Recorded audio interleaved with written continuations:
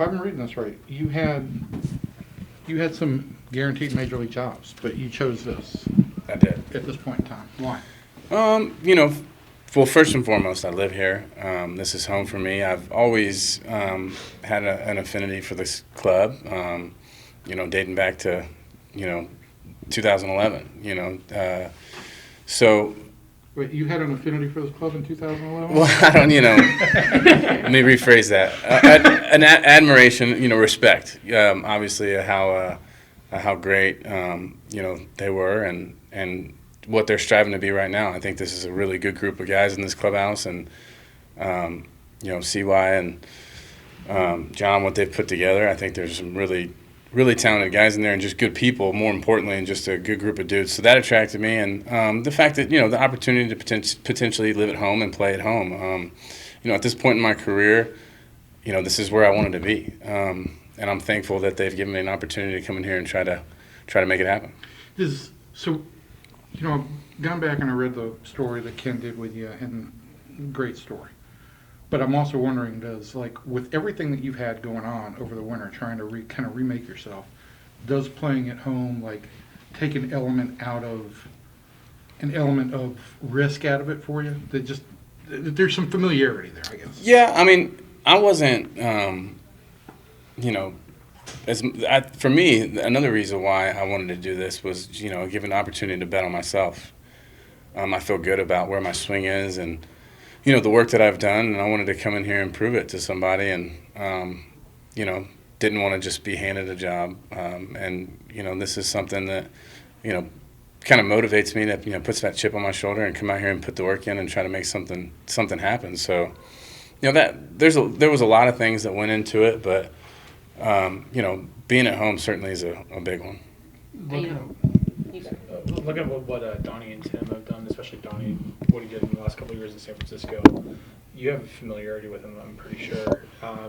Can you just kind of talk about how excited you are to get to work with them and how with them establishing this hitting philosophy? That was a huge reason of why I wanted to be here also is, I have a lot of respect for both of those guys. I think they're really good at what they do. I mean, Donnie's track record, obviously Tim's track record, and just, having conversations with them, I think that the work that I've put in on the off season, this would be a really good fit to continue that work because we're all on the same page. They're, preaching a lot of the same stuff that I've been trying to do. So that played a huge role in it as well. Because if you're making some changes and you're trying to do kind of reinvent your career, if you go to a place and you don't have the same guidance that you've been working on, that can be something that's a problem too. So that played a role in it. I think those guys are studs, and I think that the future's bright here as far as offense goes. With what they're teaching. If you were summing up what you're trying to do swing-wise in 25 or 50 words, how would you sum it up right now? I would say that the last 2 years my swing went east to west, very rotational, a lot of ground balls to the pull side. I've spent a lot of time, a lot of hours trying to make it go more to north to south, middle of the field with good backspin. That would be the easiest way to describe it.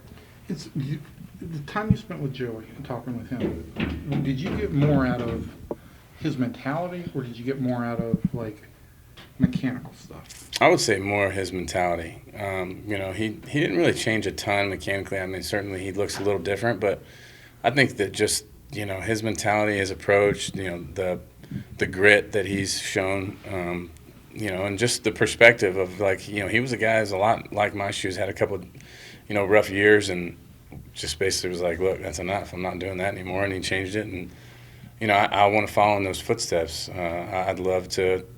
Prove a lot of people wrong, and that I got a lot left in the tank, and hopefully I can do that. Evan took my question. Okay. Not the most important question, but have they given you a uniform number yet? I'm number 12. 12, all right. Yep. Excited about it.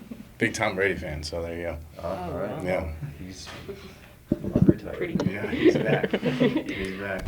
How long have you lived in Fort Worth? So I grew up in Sugar Land down south, and then I moved to Fort Worth when I went to TCU. Never left. Been there ever since. And you guys live in. So how did this come together? What was the appeal about Texas?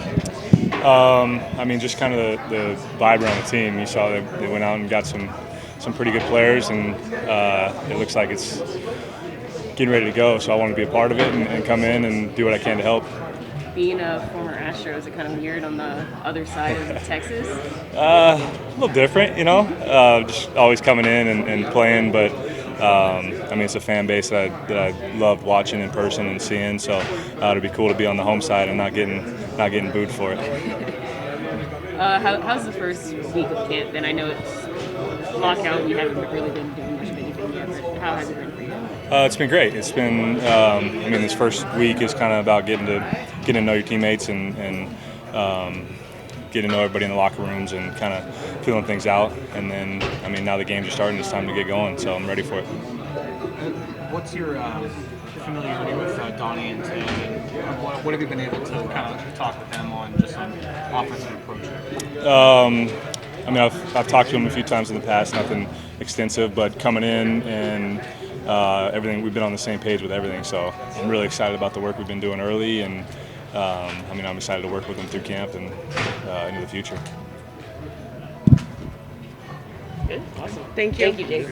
A little sporadic, just being back in that competitive environment. I just kind of wasn't locating as well as I usually do, but that's just come and goes with playing and everything. Probably trying to do a little too much, trying to be a little too fine. So just back to the basics and get back after it my next outing. So what's usually your game plan, like first couple outings of spring? I mean, especially with this one being shortened. Yeah, I mean, like a lot of the approaches that I would take on some of these hitters.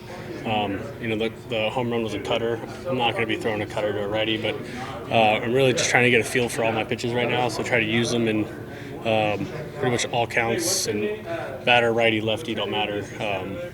Just because each report on each person is different. So, but as of right now, just trying to get feel for every pitch, like out in the game mound. Does it feel strange to be throwing in games this soon after reporting to camp? Yeah, I mean a little bit. I mean, especially like first game was 2 innings. I mean, I kind of like it because it's, you know, just ramp up quick, get in the games. But yeah, I mean, it definitely felt weird, like first one out, going 2 innings. Physically, how are you feeling? I know, obviously, we're ramping up quick right now. I mean, so far I feel great. Body, you know, feels good. I took a step back last year and kind of looked at things that I could get better at, strength-wise, at least weightlifting-wise, and you know, to better myself this season. I know one thing that I wanted to do was be able to get in and out of my hips a little bit better, and be able to get down that mound a little bit more explosively. And I feel like I've achieved that, and now it's just to the timing part of it, and that just comes with repetition. I know. There were times last year when you were, I don't know, frustrated is the right word to be understood, but you know, the sort of short leash that you had. Have they given you any indication that you're good to go this year? I mean, that's where the talks were last year, but as of right now, they haven't really said much. I mean, I hope I'm just like go as long as I can every outing. I mean, that's my goal. That's what I'm gonna try to do. But as of right now, we haven't really talked my plan for the season. I was just wondering. Hats and jerseys. I think there was, at least on our part, some speculation that there would be other established starters that came in here after you signed Gray. Gray's the guy, right? Is this a new role for him to kind of front a rotation and with all the responsibility that goes with it? No. Listen, I mean, him and Marquez obviously were really good in Colorado. You know, the one thing from a talent standpoint, yes. I mean, he's our most established guy. He's got elite stuff. From a leadership standpoint, like, this guy's as quality of a guy as I've been around. I'm not going to ask him to be the Larry leader of the clubhouse and the pitching staff. It's like, it's not fair to him, first of all. He's got to get to know his teammates. He's got to get to know the culture here. He's all in. So if that means anything, but like, I'm not going to ask him to do more than he's, you know, comfortable doing right now. He needs to, you know, obviously get his feet on the ground here, work with our pitching coaches, make sure he's in a good spot to start the season, and that's what we're focused on. That's what I'm focused on with him. Now, however he wants to go about it as far as like messaging with his teammates, he's already doing that. Right. He's already kind of been the leader in the clubhouse as far as, you know, with the pitching staff. So, but I'm not going to ask him to do any more than that just yet. He definitely he wants the challenge to be that, but I think right now we just want to get him integrated with his teammates. It's a lot, right? I mean, because he didn't get to talk to any of his new teammates. He didn't get to talk to any of his coaches. didn't get to talk to any of his catchers, and then he gets a short spring training. So Yeah.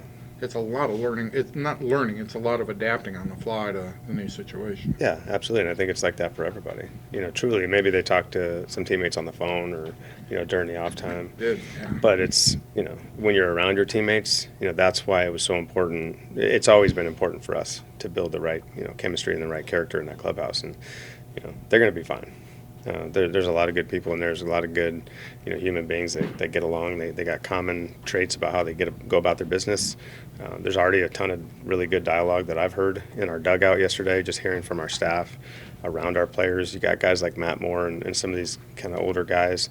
All the younger guys are constantly in their ear about things, things that they've been through. So, John Gray's just he's obviously an exceptional pitcher, but I think the value that he can provide is, he's been highly touted.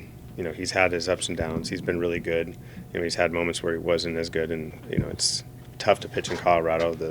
A lot of questions about that for guys like, how did you do that? Like, how do you go from one game to the next? Your stuff acts completely different, and he had to adapt to that. Right. So he's already been kind of a chameleon on the mound. It's like, okay, I gotta get more ground balls, on the road or at home. I gotta get more. I can pitch up in the zone more on the road because those balls aren't going to go out of the ballpark.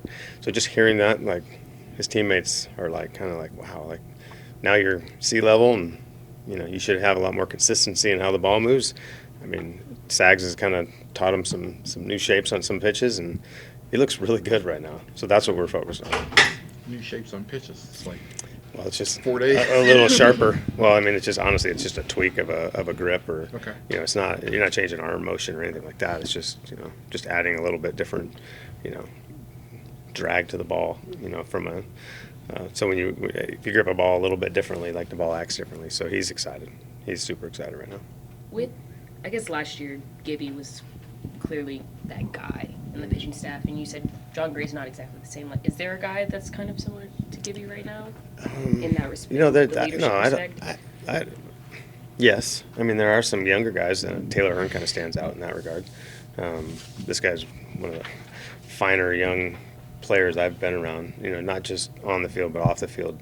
What this guy does in the community, how it's pretty special. Now I'm not going to anoint him and put him. He's still got a lot of work to do to prove that he belongs out there in the big leagues in the starting rotation. But Dane Dunning comes to mind. Like, they just built the right way. So, like I said, I don't think it's John Gray's. I'm not going to compare him to Gibby or even to Lance or some of the guys that we've had in the past. Everybody's different.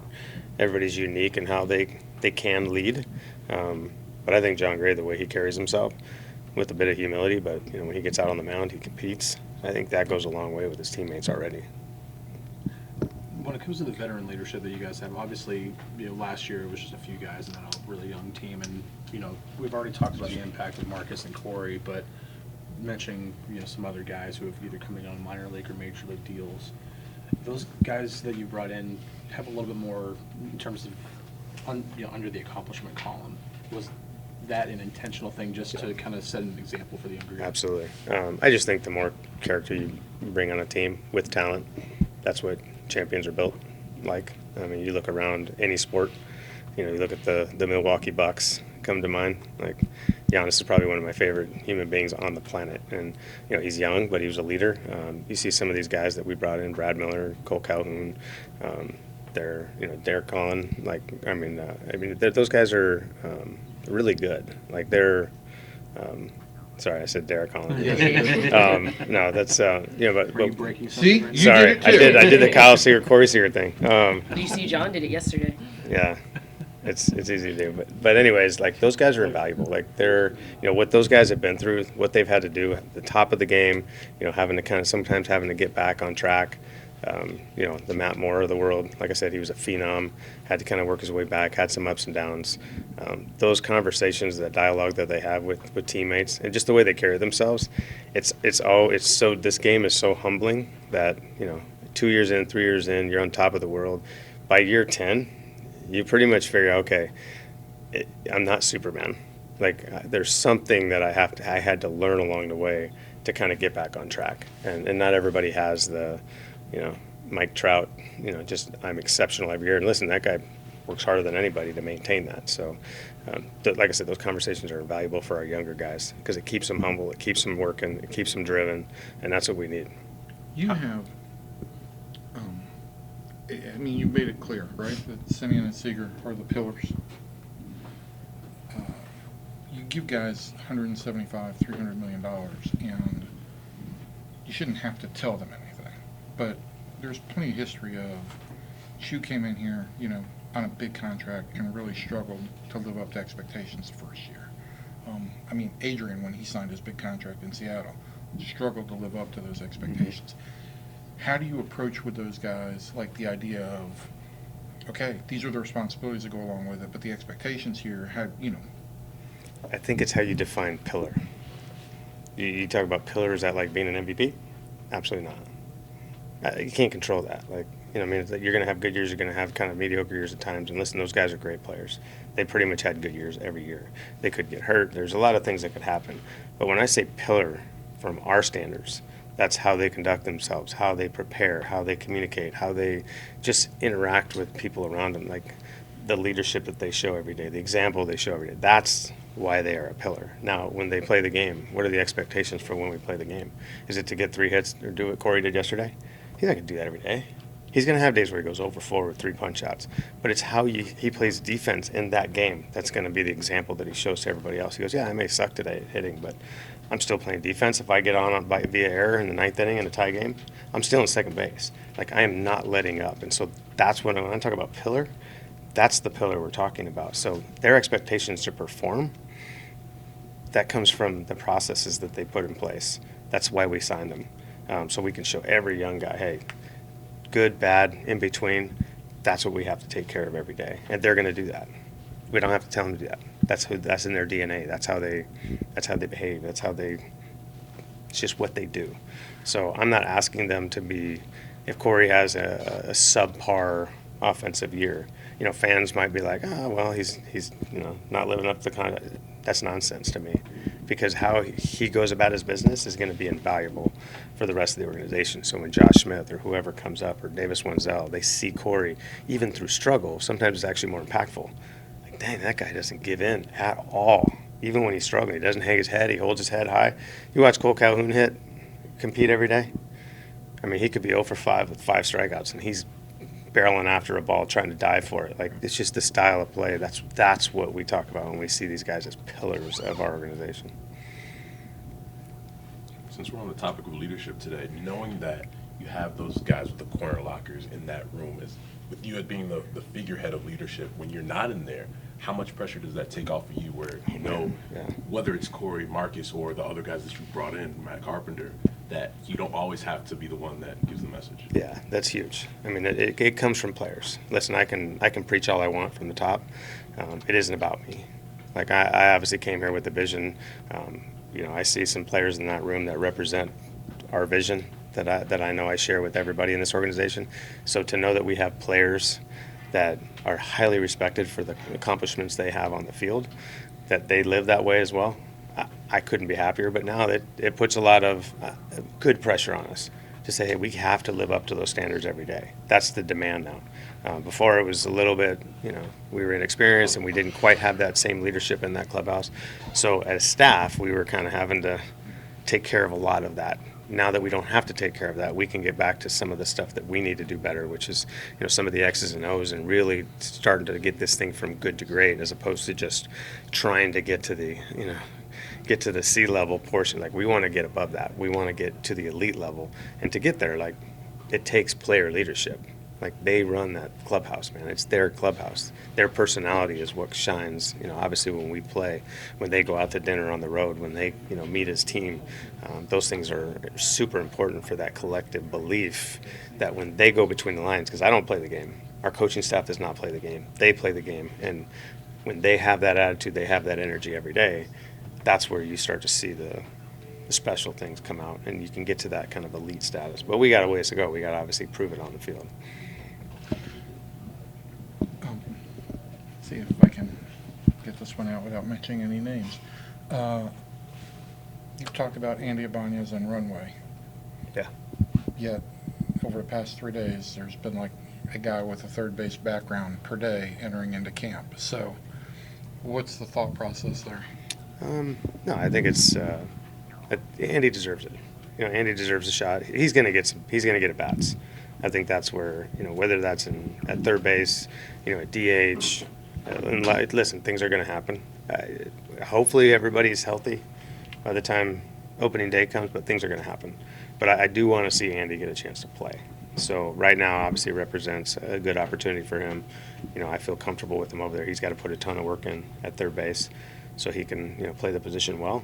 But, if things change, then we'll obviously adapt. But I still want to see him get a lot of at-bats. So here's the other thing, right? Like if we had judged Andy Ibanez on spring training last year, defensively, you knew there was no way you could put him out there on the field at that point in time, right? I mean, the throws were not good. There were a lot of he just wasn't confident, and that was never an issue before, so that was kind of a new thing. It wasn't like, he's never been like an elite defender. Right. But something that he's put a ton of work in over the last couple of years. And sometimes when you move around, you don't become as good in one position because of that. I obviously was a utility guy in the big leagues for most of my career, and it's like I was a really good shortstop, I thought, until I started moving around, and then I go back to short, and I'm like, oh man, like I almost forgot how to play short because I'm working at second, I'm working at third, I'm working at left and center. So Andy's had to move around a lot, but last year it was maybe a little bit of expectations. Okay, I got to show what I can do, but he worked through it. But you're not going to react if he has some trouble throwing this spring. You're not going to react to that. I have to react to it at some point if it's going to cause our team to not be in a good position to win. That's my job. If the starting pitcher is not executing and he's all over the place, that's our job to kind of say, okay, well, maybe it's not in the best interest of our ball club to put him out there. Right. So if that means Andy doesn't get as many opportunities to play third, listen, like I said, things happen. It's a meritocracy out there. Right. I believe in the guy. I believe in his work. I believe in who he is as like I said, an elite worker. He's going to work through it. He did it last year. But if it shows where it's not great, then obviously we'll have to make an adjustment and get him at bats some other way. Or he loses at bats, one or the other. Like I said, it's a performance-based industry. But I do trust his processes and the way he goes about his business to be successful. On that subject,